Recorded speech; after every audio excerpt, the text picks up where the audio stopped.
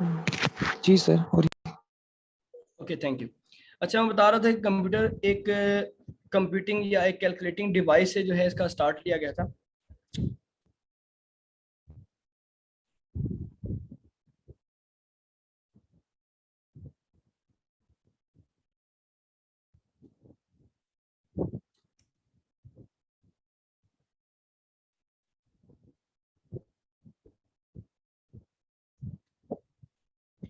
और फर्दर फिर इस पे with the passage of time working करते करते आज हमारे जेब में, हमारे हाथ में जो है कंप्यूटर मौजूद होता है स्मार्टफोन की शक्ल में। ठीक है। So first of all abacus. अब एबेकस एक कैलकुलेटिंग टूल था जिसमें एक प्लेट थी। ठीक है।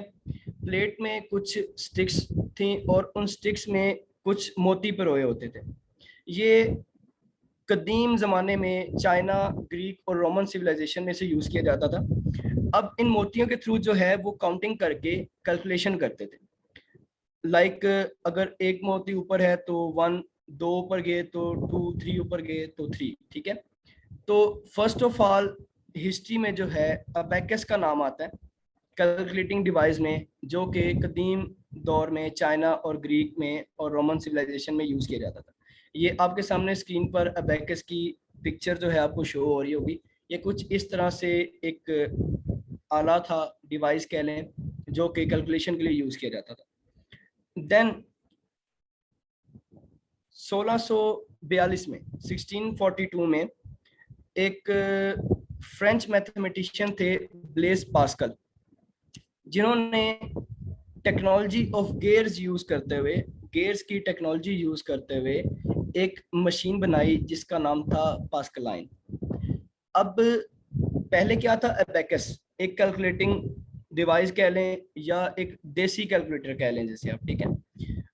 उसी के कंसेप्ट के ऊपर चलते हुए पास्कल ने 1642 में, 1642 में एक मैकेनिकल मशीन बनाई टेक्नोलॉजी ऑफ गेयर्स को यूज करते हुए, जिसका नाम पास्कलाइन था। अब उन ये जो आपके सामने शो हो रहा होगा पास्कलाइन की पिक्चर जो आपके सामने मौजूद है, आप देखेंगे इसके ऊपर 1, 2, 3, 4, 5, 6 गेयर्स लगे हुए। ठीक है। अब इन गेयर्स के ऊपर डिफरेंट काउंटिंग्स होती थी। उन काउंटिंग्स के थ्रू जो है Blaise Pascal subtraction, addition, multiplication, division जो है इस मशीन जिसको पास्कलाइन कहते हैं उस पे किया करते थे। ठीक है। और ये मशीन को फर्दर भी यूज किया गया। फर्दर जो है इस मशीन को मॉडिफाई करके, अपडेट करके 1673 में, 1673 में एक जर्मन मैथमेटिशियन थे जिनका नाम गॉटफ्राइड विहेलम वॉन लेबनिज था, जो कि जर्मनी के मैथमेटिशियन और फिलोसफर थे, जिन्होंने पास्कलाइन को, आप देख सकते हैं आपके सामने पास्कलाइन मौजूद है जिसमें टेक्नोलॉजी ऑफ गेयर्स को यूज किया गया, इसी को अपडेट करके एक और मशीन बनाई जिससे स्टेप्ड रिकॉर्नर कहा जाता है। और फर्दर फिर इसको यूज किया गया कैलकुलेशंस के लिए। इसमें भी उन्होंने टेक्नोलॉजी ऑफ गेयर्स को यूज किया। आपके सामने स्क्रीन पर स्टेप्ड रिकॉर्नर जो है वो नजर आ रही है आपको। ठीक है। सो पहले क्या था, हमारे पास एबेकस था, फिर पास्कलाइन बना, फिर स्टेप रिकॉर्नर बना। अब with the passage of time इस टेक्नोलॉजी पर जो है वर्किंग की गई। ठीक है। इसे मजीद मॉडिफाई किया गया। मजीद फिलोसफर्स ने, जो साइंटिस्ट थे, जो मैथमेटिशियंस थे, जो फिजिसिस्ट थे, उन्होंने इस पर सोचा कि जस्ट नंबर, इस पर मजीद भी जो है कैलकुलेशन कर सकते हैं। तो नेक्स्ट फिर हमारे पास आते हैं चार्ल्स बेबेज, जिन्हें फादर ऑफ कंप्यूटर कहा जाता है। चार्ल्स बेबेज ने first time ever in world 1820 की दिहाई में एक ऑटोमेटिक मैकेनिकल कैलकुलेटर इन्वेंट किया, जिसे first computer of the world कहा जाता है। ठीक है। अब उस मैकेनिकल कैलकुलेटर का नाम क्या था, डिफरेंस इंजन। अब इसमें चार्ल्स बेबेज ने इस कंसेप्ट को जो है इम्प्लीमेंट किया था कि हम इस डिवाइस पर जो है कैलकुलेशन के अलावा भी काफ़ी फंक्शंस परफॉर्म कर सकते हैं। इसका एक कंसेप्ट था डिफरेंस इंजन का, ठीक है। ये इसने जो है बनाया तो सही, अब यहाँ पे आप देख सकते हैं कि it was designed and partially built during the 1820s। Design किया गया और पार्शियली इसे बिल्ड किया गया, पर ये कामयाब नहीं रहा। तो फर्दर फिर चार्ल्स बेबेज ने अगेन इस पर वर्किंग की और 1830 की दिहाई में उसने प्रॉपर एक कंप्यूटर को जो है इन्वेंट किया जिसे एनालिटिकल इंजन कहा जाता है। अब ये जो डिफरेंस इंजन था उसकी एक्सटेंशन थी और उसका ये सक्सेसर था। लाइक डिफरेंस इंजन में जो कंसेप्ट चार्ल्स बेबेज जो है वो बयान कर रहे थे, उन्होंने उसी को एनालिटिकल इंजन में कन्वर्ट किया और इस इंजन के जो पार्ट्स थे 8000 पार्ट्स थे। इस इंजन का वजन, इस एनालिटिकल इंजन का या इस कंप्यूटर का वजन जो है वो 5 टन था और 11 फीट लंबाई थी इसकी और 7 फीट इसकी हाइट थी। लाइक उस दौर में इतनी बड़ी एक मशीन जो है इन्होंने बनाई थी। और इसकी बात, ये खास बात ये थी कि ये पहला स्टीम पावर्ड कंप्यूटर था। ये एक इलेक्ट्रिकल मशीन नहीं थी, ये एक मैकेनिकल मशीन थी जिसे स्टीम के ऊपर चलाया जाता था, जिसे भाप के ऊपर चलाया जाता था। तो ये दुनिया का first ever steam powered computer है जो कि उस दौर में भाप के ऊपर चलाया जाता था। देन कंप्यूटर पर वर्किंग होने लगी।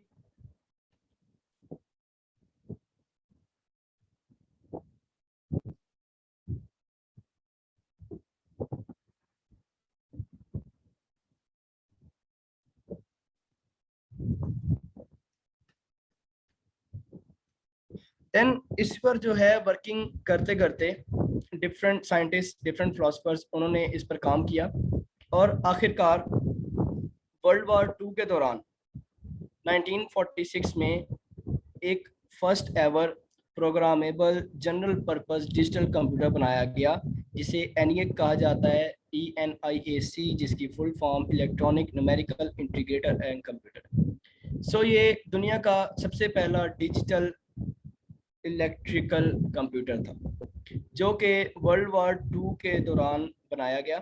इसकी जो है इन्वेंशन 1943 में स्टार्ट कर दी गई थी और ये कंप्लीट हुआ था 15 फरवरी 1946 को, 1946। अमेरिकन फिजिसिस्ट थे जॉन मॉकले और अमेरिकन इलेक्ट्रिकल इंजीनियर थे जे प्रेस्पर एकर्ट, जिन दोनों ने मिल के इसे इन्वेंट किया था। अब इसकी स्पेशलाइजेशन क्या थी? इसके जो फिजिकल फीचर्स थे वो ये थे कि 1800 स्क्वायर फीट जो है ये जगह घेरता था। 1800 स्क्वायर फीट का मतलब है 10 मरले का प्लाट, ठीक है। 20,000 इसमें वैक्यूम ट्यूब्स थे, 1500 रिलेज थे, 10,000 कैपेसिटर्स, 70,000 रजिस्टर्स, 200 किलोवाट इसने इलेक्ट्रिसिटी कंज्यूम करनी है, 30 टन इसका वेट और उस दौर में $4,87,000 इसकी कॉस्ट थी जो कि उस दौर के पाकिस्तान के 62.5 मिलियन रुपीस बनते थे।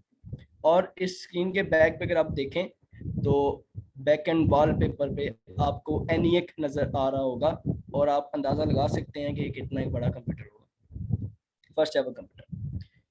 देन चूंकि इतनी बड़ी जो स्पेस है वो कंज्यूम नहीं की जा सकती, कंज्यूम करना मुश्किल है, फिर इतनी कॉस्ट, फिर इतनी ज़्यादा चीज़ें, तो इस पे फिर अगेन वर्किंग हुई कि इसे छोटा किया जाए, इसे जो है इस कदर बनाया जाए कि हमें इस्तेमाल करने में आसानी हो, हमें ख़रीदने में आसानी हो। सो इस पर वर्किंग फिर जारी रही 1946 के बाद। देन 1974 में फर्स्ट एवर डेस्कटॉप कंप्यूटर बनाया गया जिसका नाम था आल्टियर, जिसको एक छोटी सी फर्म थी MITS के नाम से एक फर्म थी जिन्होंने इसे इन्वेंट किया था 1974 में। और ये पहला कंप्यूटर था जिसने इंटेल कॉरपोरेशन का 8080 माइक्रो प्रोसेसर यूज किया। हमारे कंप्यूटर में जो प्रोसेसर्स होते हैं ना, 3.4 गीगाहर्ट्ज और 2.6 गीगाहर्ट्ज। आपको पता ही है जो हमारे कंप्यूटर में प्रोसेसर होते हैं, ये उस प्रोसेसर की बात हो रही है, ठीक है। अब तो 2.67 गीगाहर्ट्ज है, अब तो मतलब काफ़ी अपडेट हो गया है, ठीक है। इससे ज़्यादा भी 3 के भी आ रहे हैं, 3 से ऊपर के भी आ रहे हैं। ये उस वक्त का 8080 माइक्रो प्रोसेसर था, जिसे फर्स्ट टाइम अल्टेयर में यूज़ किया गया था। और ये पिक्चर में आप अल्टेयर को देख सकते हैं कि ये पहला डेस्कटॉप कंप्यूटर था जिसकी शेप कुछ इस तरह से थी, जो कि आपके सामने मौजूद है। सो ये थी हिस्ट्री अबेकस से लेकर पास्कलाइन, फिर स्टेप रिकॉर्डर, फिर डिफरेंस इंजन, फिर एनालिटिकल इंजन, फिर एनीएक और देन अल्टर, कि कैसे एक सिंपल से देसी कैलकुलेटर से अबेकस से लेकर अल्टेयर तक जो है कंप्यूटर की हिस्ट्री डिफाइन की गई है। सो फर्दर कंप्यूटर में जो एक जिसे कहते हैं कि सैलाब आया, वो क्या था? इंटरनेट। 1983 में अमेरिकन इंजीनियर्स थे बॉब खान और विंटन सर्फ, जिन्होंने इंटरनेट का जो है आर्किटेक्चर जो है वो क्रिएट किया था। और इन्होंने transmission control protocol, internet protocol जिसे हम टीसीपी आईपी कहते हैं, उसका डिज़ाइन प्रेजेंट किया था।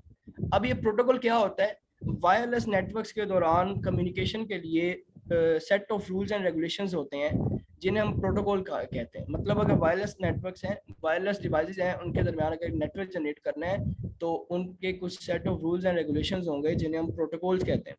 तो इन्होंने इंटरनेट प्रोटोकॉल्स के डिज़ाइन जो है वो प्रेजेंट किए। उन इंटरनेट प्रोटोकॉल्स के डिज़ाइन पर 6 साल तक वर्किंग होती रही, और फिर 6 साल बाद 1989 में 1989 में एक इंग्लैंड के इंग्लिश कंप्यूटर साइंटिस्ट थे टिम बर्नर्स ली, जिन्होंने world wide web WWE invent किया। अब WWE जो है ये दुनिया में एक बहुत बड़ी इन्वेंशन थी, जिसने दुनिया को एक ग्लोबल विलेज बना दिया। जो हम www.google.com लिखते हैं ना, ये www एक्चुअली जो है वर्ल्ड वाइड वेब होता है, जो कि डिफरेंट वेब पेजेस का कलेक्शन होता है, जिसके थ्रू हम दुनिया के किसी भी कोने को सर्च कर सकते हैं। तो अल्टेयर के बाद अगेन वर्किंग हुई, ठीक है, इंटरनेट बना, वर्ल्ड वाइड वेब बना, और फिर उस कंप्यूटर को लोगों के जेब में लाकर रख दिया international business machines corporation IBM ने, जिन्होंने 1992 में फर्स्ट टाइम एवर स्मार्टफोन बनाया, जिसका नाम था साइमन पर्सनल कम्युनिकेटर। इसे हम IBM साइमन भी कहते हैं, जो कि 1992 में इन्वेंट हुआ और 1994 में इसे मार्केट में सेल करने के लिए रिलीज किया गया। सो ये थी कंप्यूटर की हिस्ट्री। अच्छा, आप सब ने इस चीज़ से जो है परेशान नहीं होना कि हम ये क्या चीज़ें पढ़ रहे हैं। आपको पता है कि कोई भी कोर्स होता है, कोई भी क्लास होती है, कोई भी डिग्री होती है, उसका पहला लेक्चर हमेशा इंट्रोडक्शन में हिस्ट्री में गुजरता है, ठीक है। सो आज हमने जो है बेसिकली हमने हिस्ट्री डिस्कस करनी थी। आज हमने सिर्फ बेसिक चीज़ हमने डिस्कस करनी थी। आज हमने देखना था कंप्यूटर असल में है क्या, बना कहाँ से, और इसका काम क्या है, ये यहाँ तक कैसे पहुँचा। सो नेक्स्ट हमारे पास है टाइप्स ऑफ कंप्यूटर। हमारे पास दो मेजर टाइप्स ऑफ कंप्यूटर्स होते हैं, पर्सनल कंप्यूटर्स और मल्टी यूजर कंप्यूटर्स, ठीक है। पर्सनल कंप्यूटर्स ऐसे कंप्यूटर होते हैं जिन्हें एक टाइम पे सिर्फ एक बंदा यूज कर सकता है। अगर आप कहें कि एक टाइम पे सिर्फ 2 बंदे यूज करेंगे तो वो टू सम एक्सटेंट पॉसिबल नहीं है। अब पर्सनल कंप्यूटर के हमारे पास एग्जांपल्स क्या हैं? एग्जांपल्स आपके पास है डेस्कटॉप पीसी, जो नॉर्मली हमारे घर में जो कंप्यूटर पड़ा होता है वो डेस्कटॉप पीसी होता है, ठीक है। नोटबुक पीसी, या जिसे हम लैपटॉप भी कहते हैं। टैबलेट पीसी, जो हम टैबलेट अक्सर यूज़ कर रहे होते हैं, जो जिसकी स्क्रीन जो है लैपटॉप जैसी ही होती है, पर उसका नीचे कीपैड नहीं होता, वो जस्ट टच स्क्रीन होती है, उसे टैबलेट कहते हैं। और स्मार्टफोन्स। तो ये हमारे पास एग्जांपल्स हैं पर्सनल कंप्यूटर्स की। सो आई थिंक कि इन्हें मज़ीद एक्सप्लेन करना ज़रूरी नहीं है, क्योंकि हम सब जानते हैं डेस्कटॉप पीसी क्या है, लैपटॉप क्या होता है, टैबलेट क्या होता है, स्मार्टफोन क्या होता है। तो ये पर्सनल कंप्यूटर्स की एग्जांपल्स हैं, ठीक है। स्मार्टफोन भी एक्चुअली एक कंप्यूटर है हमारा। देन नेक्स्ट है मल्टी यूज़र कंप्यूटर्स। अब मल्टी यूज़र कंप्यूटर्स जो हैं वो स्पेशली डिज़ाइन किए गए ग्रुप्स ऑफ पीपल को सर्व करने के लिए, एक छोटे ऑफिस से लेकर एक ह्यूज इंटरनेशनल एंटरप्राइज तक, जो ग्रुप्स ऑफ पीपल हैं, जो एम्प्लॉयज हैं, उन्हें सर्व करने के लिए, उनके इस्तेमाल के लिए मल्टी यूज़र कंप्यूटर्स जो हैं वो डिज़ाइन किए गए हैं। ठीक है, ये कंप्यूटर्स जो हैं मोस्टली सिर्फ कॉरपोरेशंस में यूज़ किए जाते हैं। लाइक घरों में इनका कोई इस्तेमाल इतना ख़ास नहीं होता, ये जस्ट कॉरपोरेशंस के लिए और नेशनल इंटरनेशनल लेवल के लिए बनाए गए। अब इनकी 3 मेजर टाइप्स हैं, पहला सर्वर है, दूसरा मेन फ्रॉम है और तीसरा सुपर कंप्यूटर। सर्वर क्या होता है? सर्वर एक ऐसा कंप्यूटर है जिसमें हम नेटवर्क टास्क जो है परफॉर्म करते हैं, जैसे कि फाइल्स को मैनेज किया, प्रिंटर्स को जो है मैनेज किया, या ईमेल्स फॉर मल्टीपल यूजर्स। ठीक है, और ये जो है सिर्फ एक बंदे के लिए नहीं होता, ये पूरी एक ऑर्गेनाइजेशन में, ये पूरी कॉर्पोरेशन में यूज होता है, जिसमें डिफरेंट फाइल्स को जो है एक जगह पे मैनेज किया जाता है, जिसमें डिफरेंट प्रिंटर्स यूज होते हैं, जिसमें डिफरेंट ईमेल्स किए जाते हैं, ईमेल्स रिसीव होते हैं। तो ये एक सर्वर की बदौलत होता है। ठीक है, ये सर्वर जो है इसका एक और काम भी है, तो ये कि इसे हम डेटाबेस के लिए यूज करते हैं, हम अपनी डाटा को स्टोर करने के लिए हम सर्वर्स को भी यूज कर सकते हैं। ठीक है, सॉरी, सर्वर को हम डाटा को स्टोर करने के लिए भी यूज कर सकते हैं।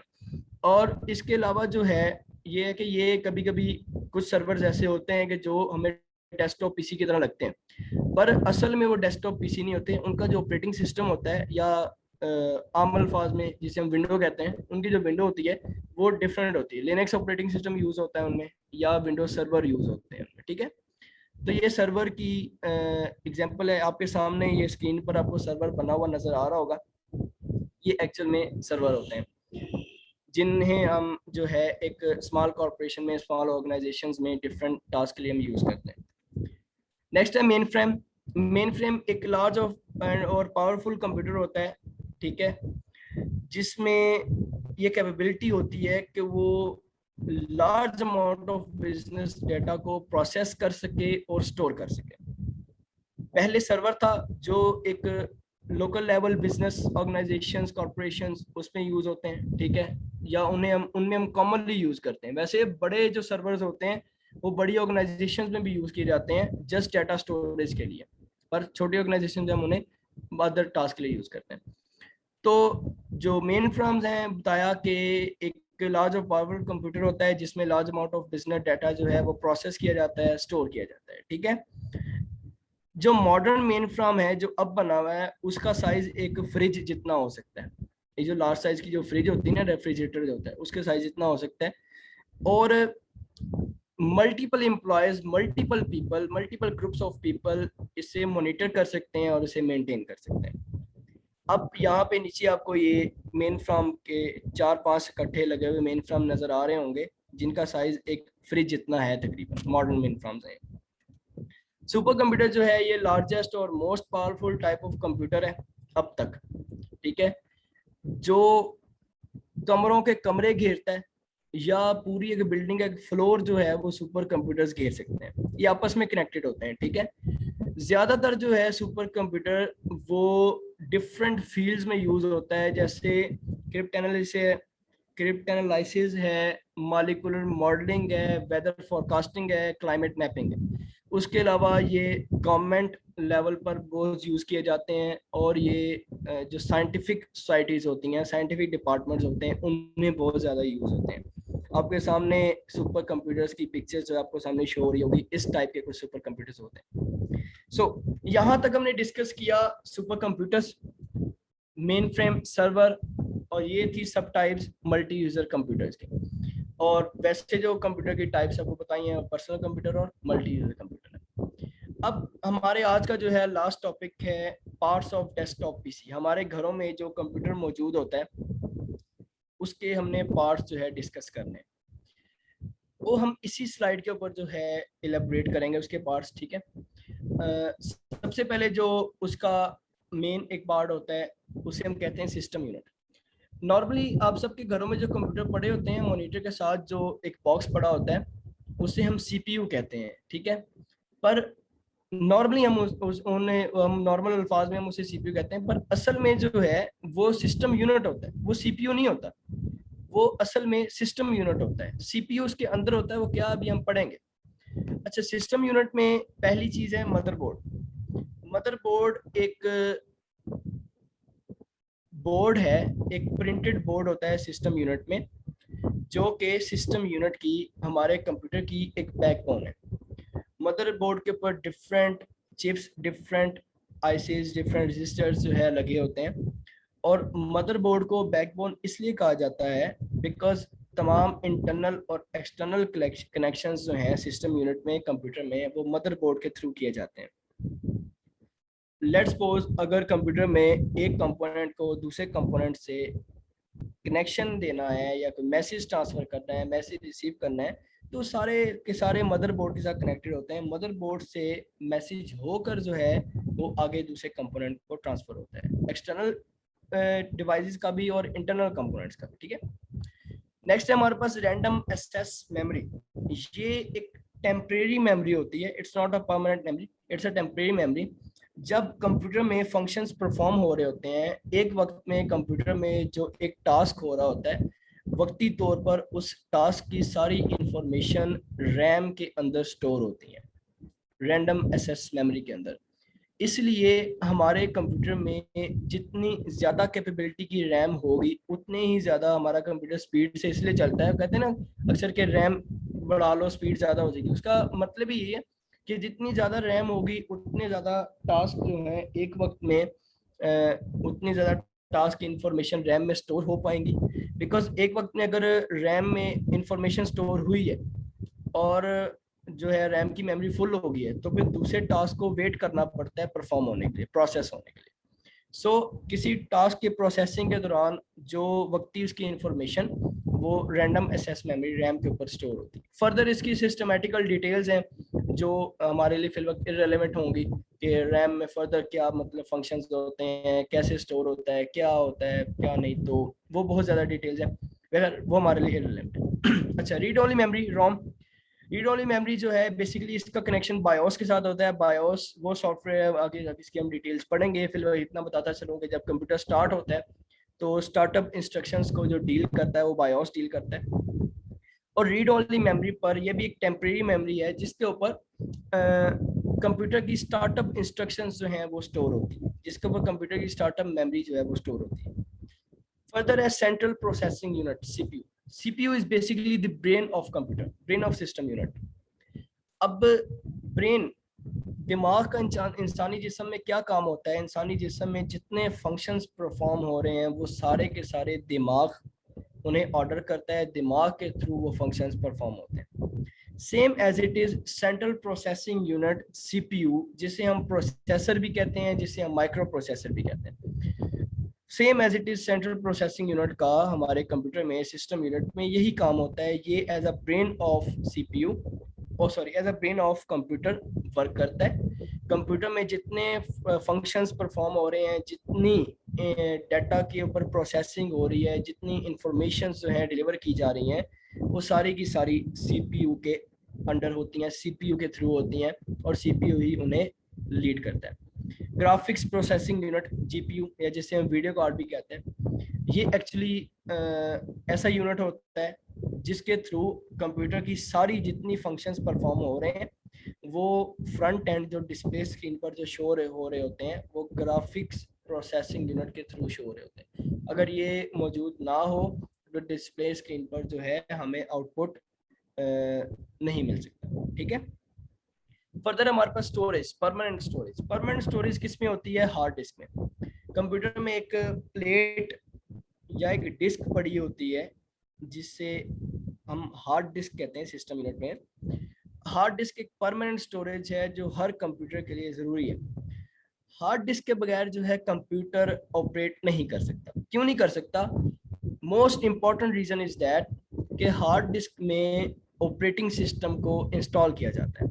ऑपरेटिंग सिस्टम मतलब विंडो, ठीक है, विंडो को हार्ड डिस्क में इंस्टॉल किया जाता है, और इंस्टॉल होने के बाद विंडोज़ को इंस्टॉल होने के लिए कुछ स्टोरेज रिक्वायर्ड होती है जो कि स्टोरेज हार्ड डिस्क प्रोवाइड करता है। अगर हार्ड डिस्क मौजूद ना हो, कंप्यूटर में परमानेंट स्टोरेज मौजूद ना हो, तो कंप्यूटर ऑपरेट नहीं कर सकता। उसके अलावा हम जितनी मर्जी हार्ड डिस्क जो है वो इंक्रीज कर लें, हम अपना पर्सनल डाटा उसमें स्टोर करते हैं, हम अपना ऑफिशियल डाटा स्टोर करते हैं, वो सारे के सारा हार्ड डिस्क में स्टोर हो रहा है। CD DVD ROM, CD DVD ROM ऐसा कंपोनेंट है सिस्टम यूनिट में जिसके थ्रू CDs या DVDs जो है कंप्यूटर से कम्युनिकेट करती हैं। उसमें हम CD डाल के इंसर्ट करते हैं, उसका डाटा कंप्यूटर के डिस्प्ले स्क्रीन में शो हो रहा होता है, ठीक है। कंप्यूटर सिस्टम यूनिट के अंदर उसका डाटा वक्ती तौर पर एक्सेस कर रहा होता है। सो वो CD DVD ROM। ये था सिस्टम यूनिट और इसके कुछ खास कंपोनेंट्स। फर्दर है display screen. Display screen actually आपका मॉनिटर, LCD, आपकी मोबाइल की स्क्रीन, आपके लैपटॉप की स्क्रीन, ये सारी डिस्प्ले स्क्रीन है जिसके ऊपर आपके कंप्यूटर के सारे फंक्शंस जो है वो शो हो रहे होते हैं। आपके कंप्यूटर जो भी फंक्शंस परफॉर्म कर रहा होता है वो भी डिस्प्ले स्क्रीन के ऊपर डिस्प्ले हो रहे होते हैं। उसके बगैर आप कंप्यूटर के ऑपरेशंस को नहीं देख सकते। वो मोस्ट इम्पॉर्टेंट पार्ट है डेस्कटॉप PC का या किसी भी पर्सनल कंप्यूटर का। माउस एक पॉइंटिंग डिवाइस है जिसके थ्रू आप कंप्यूटर को जो है इंस्ट्रक्शंस दे रहे होते हैं, ठीक है।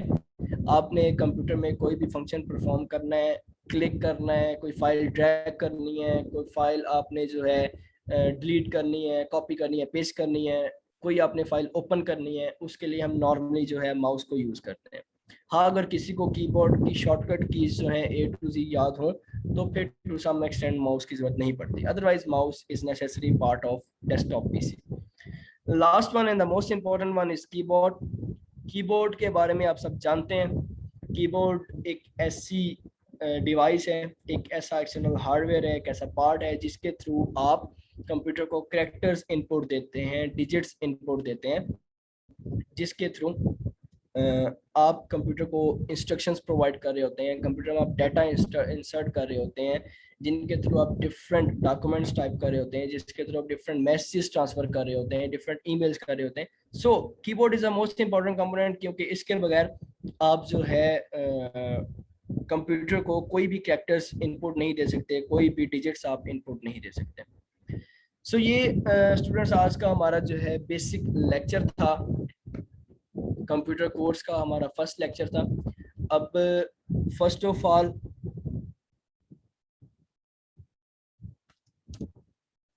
ऑल तो आई एम सॉरी, असल में कुछ स्लाइड की वजह से और कुछ स्टार्ट में जो है सेशन लेट हुआ है, उसकी वजह से हमारा सेशन आज थोड़ा सा डिले हुआ है, ठीक है। अब ये है कि हमारे पास 2 मिनट रह गए हैं सेशन को एंड होने में। तो अब अगर आपके कोई क्वेश्चंस हैं तो फिर हम ये कर सकते हैं कि अगला हम सेशन कर लेते हैं 10 से 15 मिनट का या 20 मिनट का, बिकॉज तकरीबन हमारे पास 2 मिनट रह गए हैं। तो क्या कहते हैं आप स्टूडेंट्स?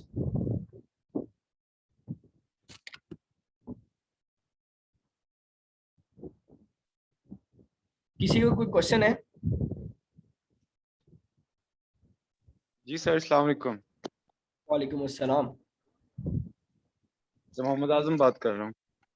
जी आजम, मैं वही आपसे डिस्कस अभी करने वाला था कि अगर क्वेश्चंस हैं तो हम अगला जो सेशन है वो 10 से 15 मिनट का कर लेते हैं, क्योंकि अभी सेशन का सिर्फ 1 मिनट रह गया, 1 मिनट बाद मीटिंग क्लोज हो जानी है। क्या ख्याल है? चले जी ठीक है, सर, क्लास पूछना है, हम क्वेश्चन ऐसा पूछना है। ओके ठीक है, क्लास हम ऐसा करते हैं, हम अगला सेशन स्टार्ट करें। जिसका क्वेश्चन है वो सेशन ज्वाइन कर ले, जिसका नहीं भी है वो भी ज्वाइन कर ले, शायद उनको जो है कुछ इन्फॉर्मेशन मिल जाए, शायद उनको कुछ नया सीखने को मिल जाए। ठीक है, हम अगली सेशन में आप 15 से 20 मिनट का सेशन कर लेते हैं। मिस अगला सेशन कंटिन्यू